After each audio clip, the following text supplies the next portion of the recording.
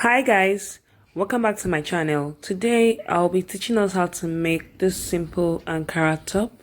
It's so super easy to make with just 2 yards of fabric. So let's get started.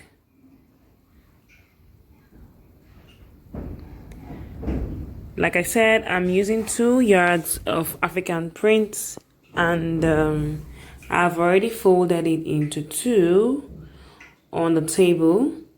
Okay, so this is the edge of my fold. Can you see? Now I'm going to fold a second time. I got this fabric from my fabric stash. Yeah, so I'll just fold a second time like this. Let me place the fabric properly so we can see. Okay, I think it's better this way. All right, so this is the second fold. You can see the 2 folds here, and here is going to serve as my center back and center front together.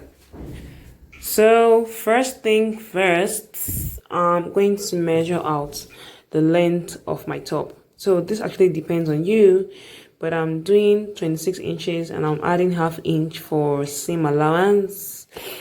That's for the length. So I'm going to mark it on both sides so that I can have a straight line.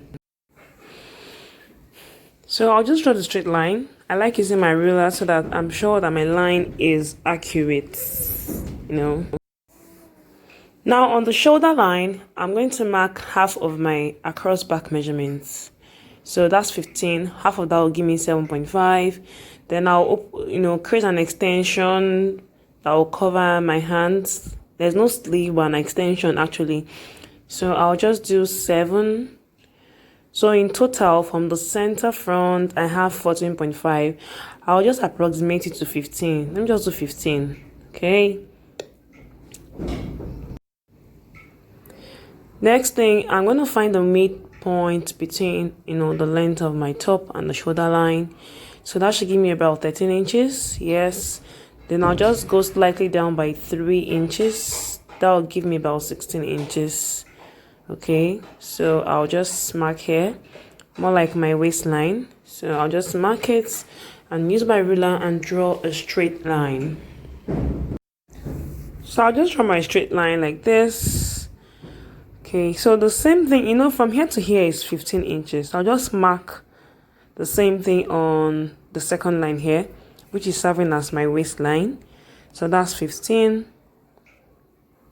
Okay, then I'll just create a curve, tapering towards the hemline of the top.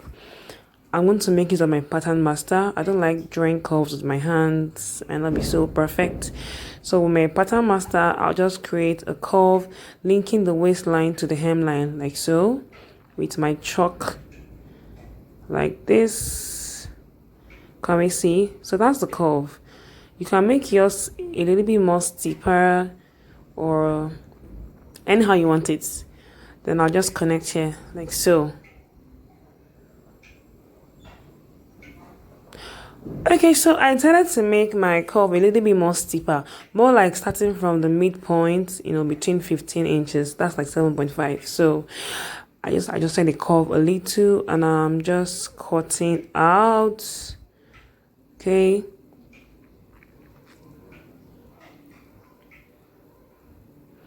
So once I cut out, okay, the next thing for me to do will be to create the neckline. So for the neckline, you can start with 2.5 inches for your neck width and neck depth if you're a small size, but I'm doing 3. Don't exceed 4. The neck will be too wide. So I'm just doing 3 by 3 for the neck width and the neck depth, like so.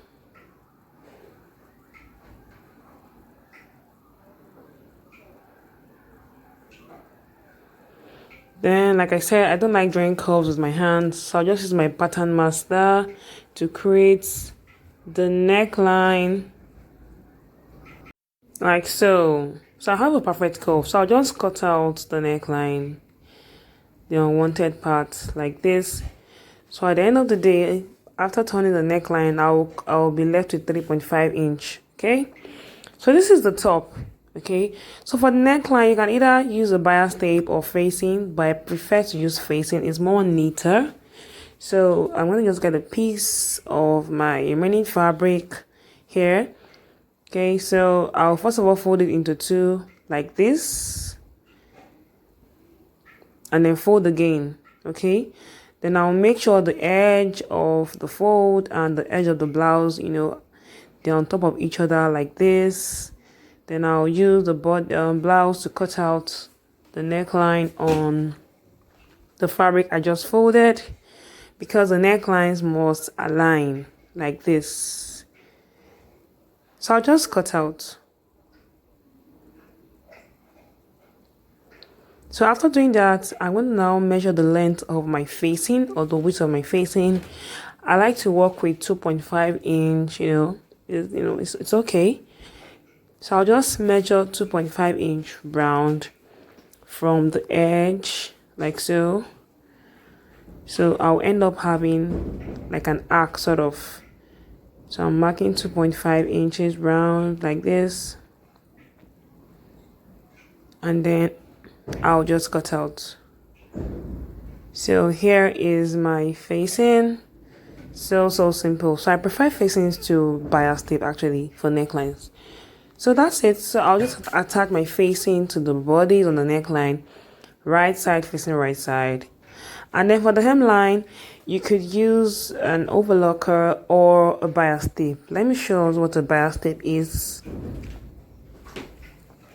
So this is the bias tape. So I'll just turn the blouse round and we are done. I told us this is very, very easy top to make.